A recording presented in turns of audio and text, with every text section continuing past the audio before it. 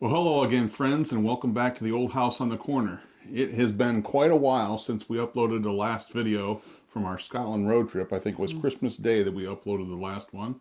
So it's been a little while, but we are back today with another video from our Scotland road trip that we took last May.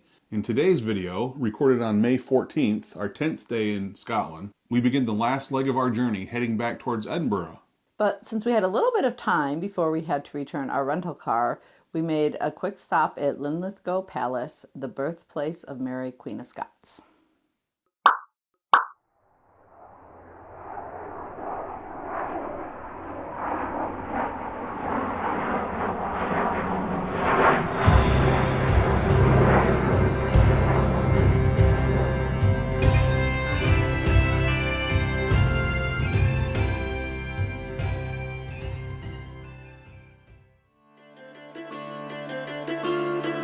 It was sprinkling a little bit this morning as we left our rented Airbnb flat in Bridge of Allan for the last time. We'd missed this place that had been our home away from home for the last few days. We'll head west to get back on the M9, which would take us south and east toward Linlithgow and eventually Edinburgh beyond. Soon we reached the grounds of Linlithgow Palace and St. Michael's Parish Church. We're roughly just 15 miles west of Edinburgh here. Once inside the gate, and after parking our car, we got our first up-close glimpse of St. Michael's Parish Church. We did not go inside this building, but it was still impressive from the outside. There has been a church here since the 1100s. The oldest parts of the current building we can see today date to at least 1242 and were built on the site of an older church. This current building suffered a fire in 1424, so much of what's here now are repairs and reconstruction done in the 15th century and later completed in 1540. An extensive restoration was then done in the 19th century.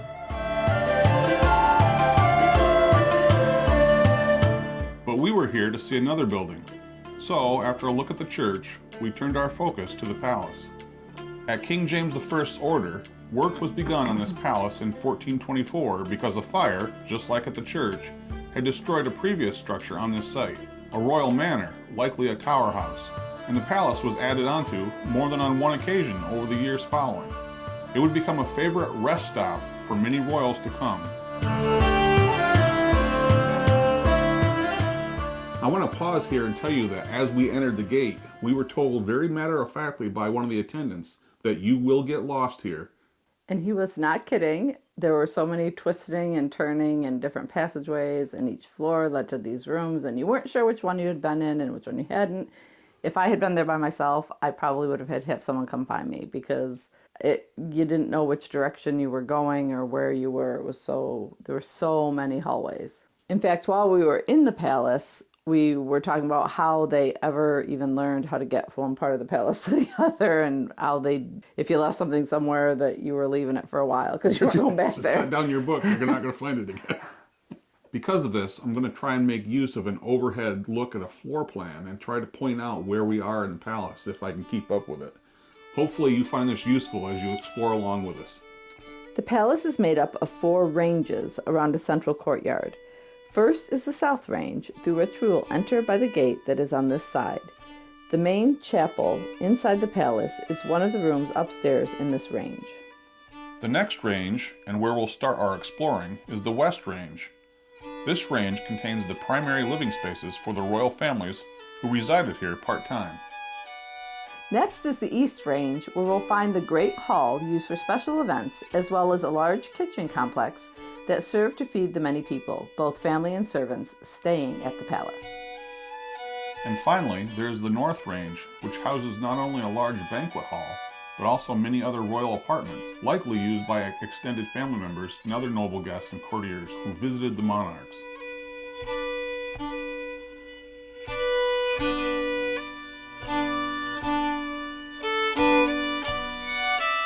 Upon entering the courtyard, your attention will likely be drawn to what is known as the King's Fountain, which sits in the middle of the courtyard. It was built in 1538 at the request of King James V and was meant to not only impress visitors to the palace, but also visually proclaim the power and superiority of the monarchy. It stands roughly 16 feet tall, includes 3 separate levels, and was painted with bright colors.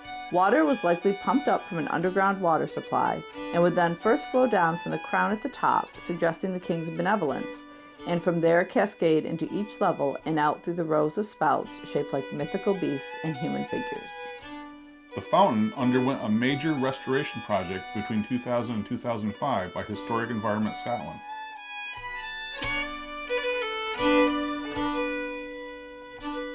This arch on the eastern wall marks the location of what was called the Grand Entrance Gate. We'll see it again from the outside later in this video. Looking at the opposite western wall now, from our ground floor level, we can see the windows of one of the vaulted halls, this one believed to be a dining room on the first floor above us.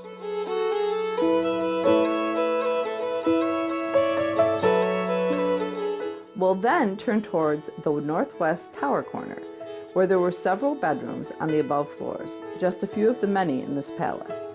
Turning again, now to the northeast, we can see the courtyard side windows for a section of royal apartments, beyond which is a large banquet hall. Now we'll face the southeast tower corner, with the Great Hall to our left and the main chapel of the palace to our right. We'll begin our exploration by entering the spiral staircase in the northwest corner and look down this lower hallway. Ascending a few stairs to what we Americans would call the second floor, but in the UK is known as the first floor, we'll take a peek into what is believed to have been the royal family's drawing room here on this floor. Above this, on the next floor, would have been other royal living spaces or meeting rooms, and then above that, what we'd call an attic, would likely have been the servants' quarters. We'll see this room again from other vantage points. We'll then turn towards the windows at the end of this hall before looking into the northwest tower.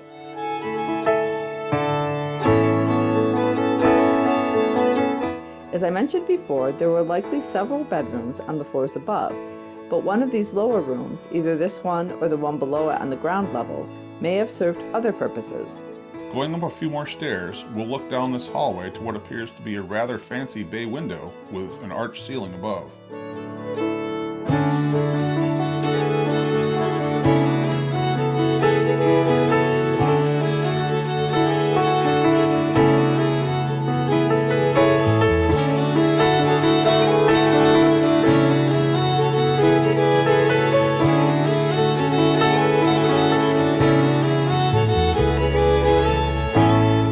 Then walk around to the side hallway and look into what was once the royal apartments.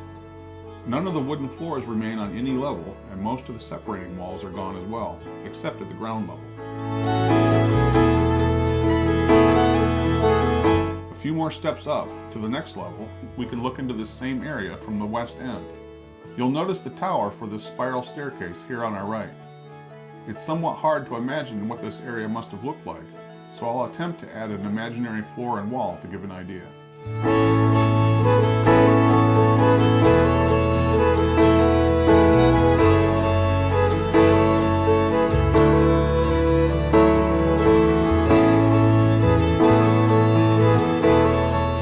We'll now look out this hallway's window, and through it we can see the farm on the other side of Linlithgow Loch.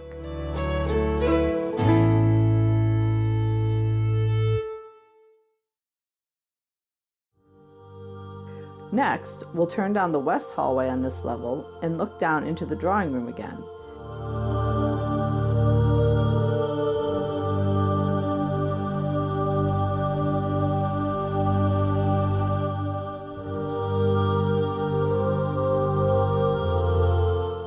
Notice this top floor would have been covered by a peaked roof, and it was in this space that the servants' quarters would have been. As a reminder of where we are and what we're looking at currently, this section of the West Range is the red area I've marked on the floor plan. And this section is the area where the royal family's dining room is located. Note the two doors exiting the southwest tower onto two walkways at the tops of the walls on this range. They are mirrored by doors from this northwest tower, one of which we will look out now. We're going to walk to the end of this hall and look out that door, then turn and go the other direction to look down into the northwest tower. From this vantage point, we can see down to the statue of Mary, Queen of Scots, that stands on the lawn to the west of the palace.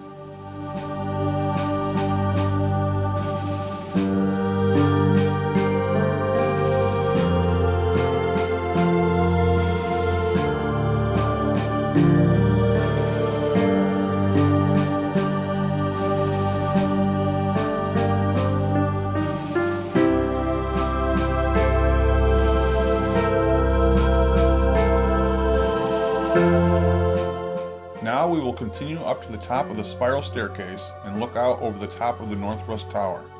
Then turn east and look out over the North Range's royal apartments.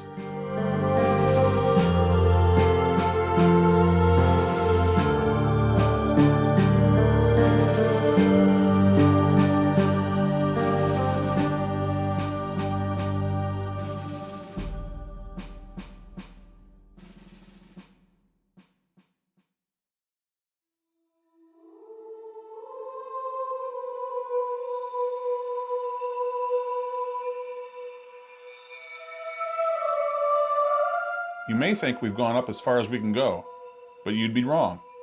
We're now going to work our way around to a final set of stairs that will take us up to Queen Margaret's bower, a cupola of sorts, where the royals would sit to read a book, chat with their closest of friends, or just escape for a moment from the busy life in the lower floors.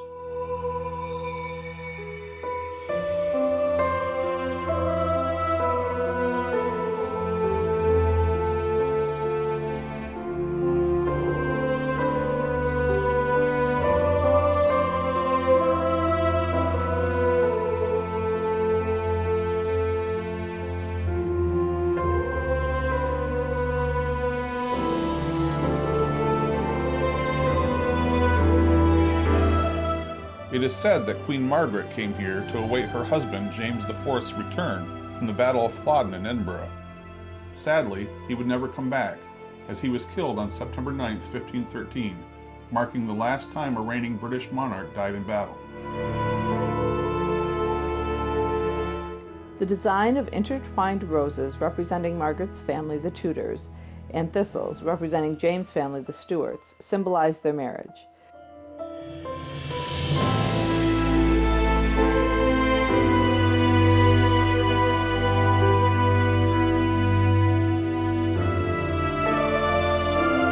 The Tudor rose at the top of this bower would have been painted red or red and white. We'll now descend the stairs back to the ground level and proceed to the southwest staircase and into what is thought to have been a gallery. Here might have been a showcase type of room where statues, paintings, perhaps ceremonial weapons and armor, tapestries, and other valuable items might have been on display for guests to look at it and admire. This is just an assumption though.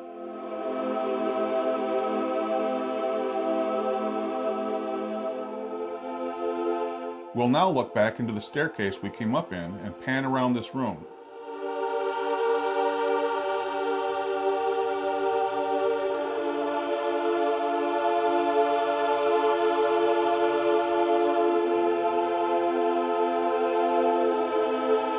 Clearly, there were at least 2 floors in this section.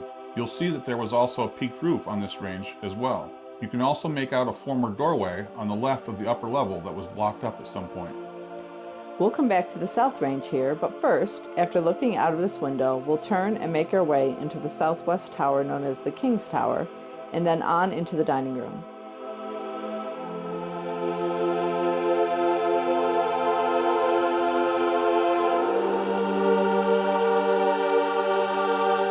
This tower is believed to be built above the oldest stones in the palace, as it is thought that the foundation of this tower is part of the old royal manor that burned down here, and was later replaced with the beginnings of this palace by James I. One of the above floors would have contained the king's bedchamber. We'll look at an artist's rendering of what this west range may have looked like at one time, showing the dining room, drawing room, and several bedrooms and other living spaces occupied by the royals over several centuries. We'll first pass from the southwest tower into the dining room section.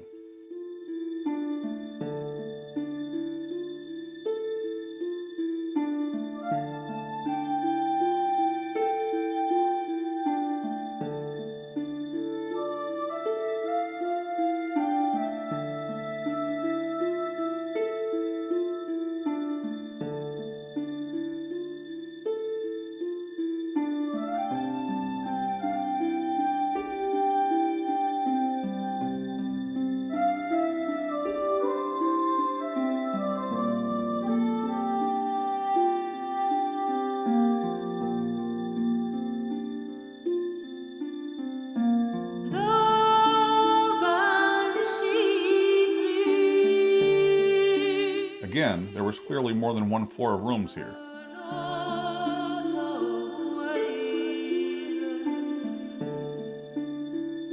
Next, we'll pass into the drawing room section of this range. This is our third vantage point looking into this space.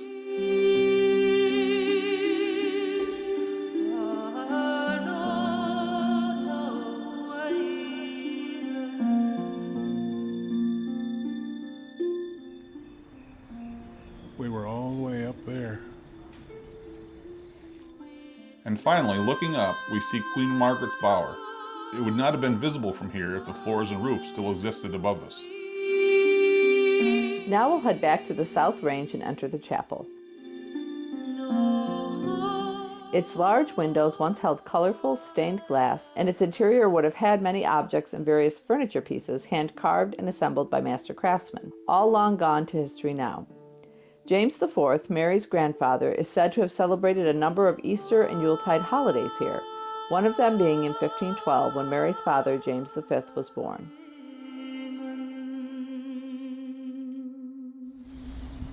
There's an older doorway, it's been bricked up. We'll now pass into the southeast tower, which also had a number of floors and living spaces above where we'll be walking.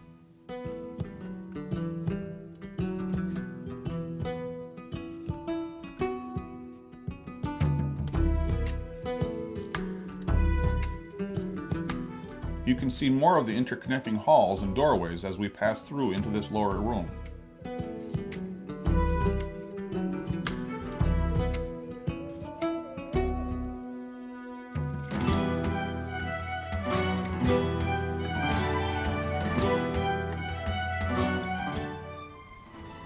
Wonder what the arches originally were.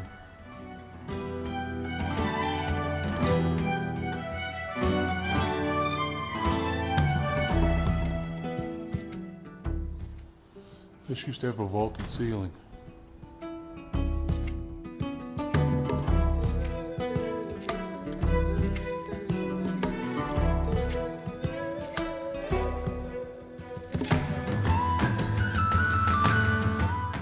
I was curious why there was an odd set of stairs in the floor of this room going down into the room below us on the ground level.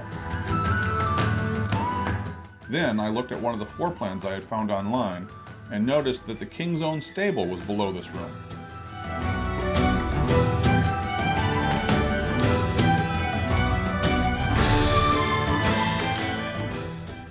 Another fireplace in the corner. So it would have been this floor, and another floor above them, and another floor above them, and that floor had the vaulted ceiling. And then there was another floor above that, at least, if not two floors. Up a set of stairs in the corner of this room and through a small passageway, we entered the Great Hall, also known as the Lion's Chamber.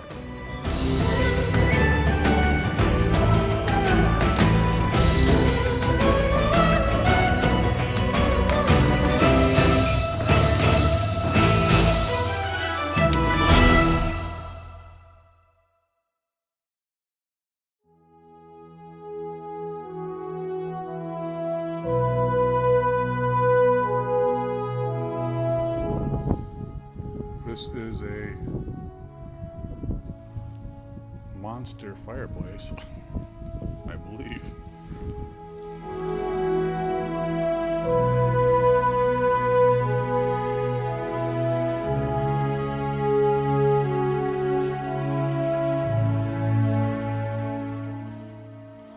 Three separate chimneys.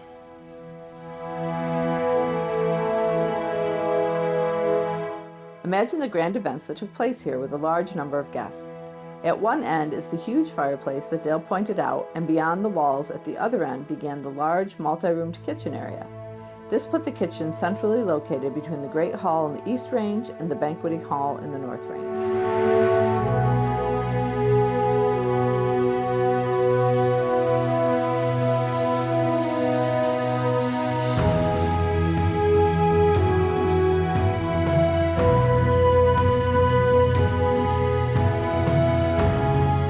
We'll first first peek through this door to the east before heading to the other side of the hall and looking into the central courtyard.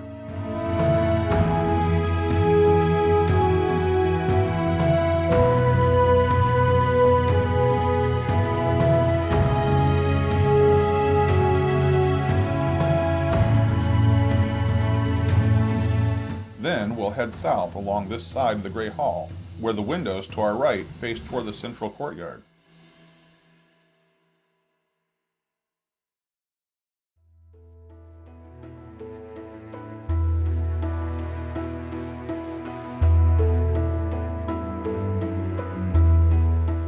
Once we reach the spiral staircase to the south, we'll go up a flight of stairs and then turn and head north down an open hallway where we can look down into the Great Hall.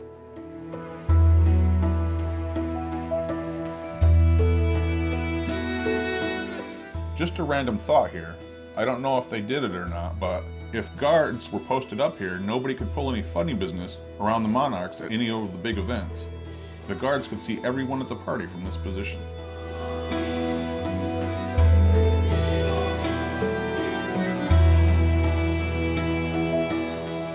Here we'll look down into a separate section of rooms between the royal apartments and the kitchen area.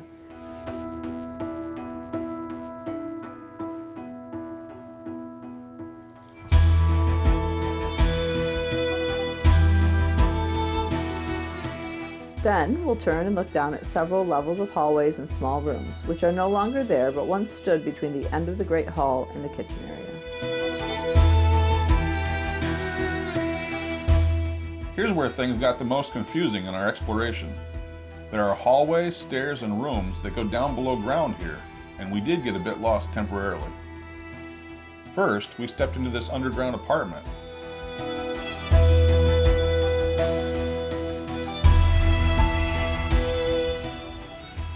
Dark, dank apartment. Off in a corner of the palace. I wonder what poor soul spent their time down here.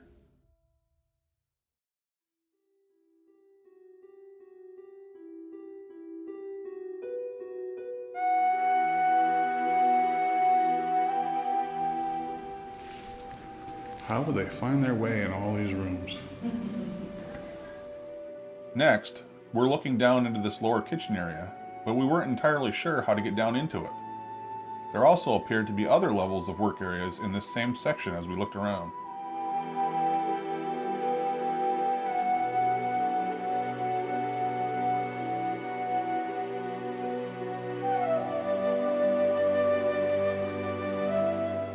Walking into another hallway and turning to the south, we could see across another lower level room to a doorway on the opposite side which also looked down from yet another hallway.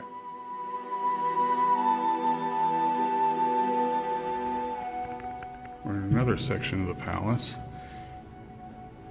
And that far doorway, that's at ground level, so this is below ground. Another big room with a fireplace. After a bit more poking around, we located a set of stairs and descended even further. To our surprise, we came out into that lower room that contained the palace well, which we saw earlier from above. Further and further into the depths. So this is how you get down here. Another humongous fireplace.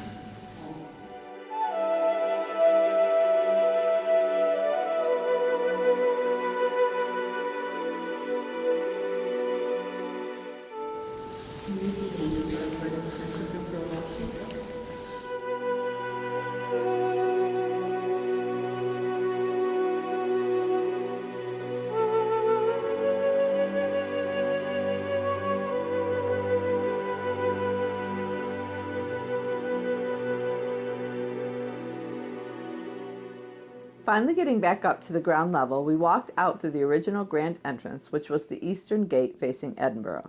From the courtyard end, it was the ground level, but from the outside end, it was quite a distance in the air and would have been reached by a drawbridge and ramp leading up to it.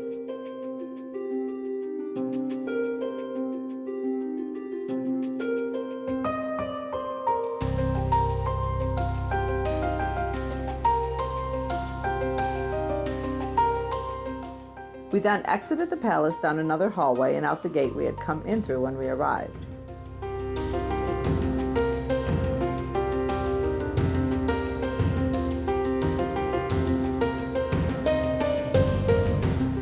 We then ventured around to the east side and saw the grand entrance from that location.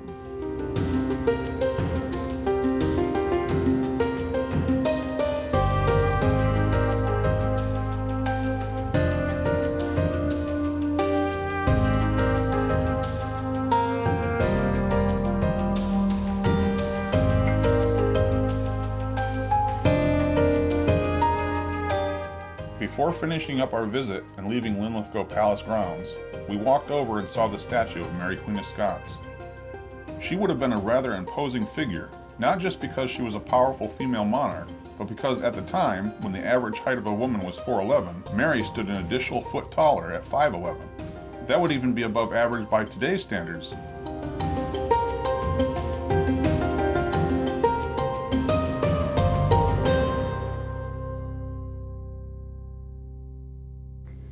We still had some time to kill before we needed to return our rental car, so we ventured down into the town of Linlithgow and wandered around for a bit.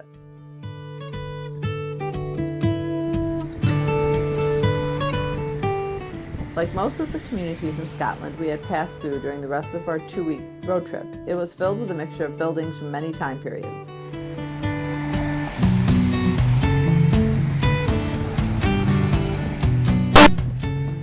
There was also another fountain located in the center of town that is similar in design to that of the one in the palace.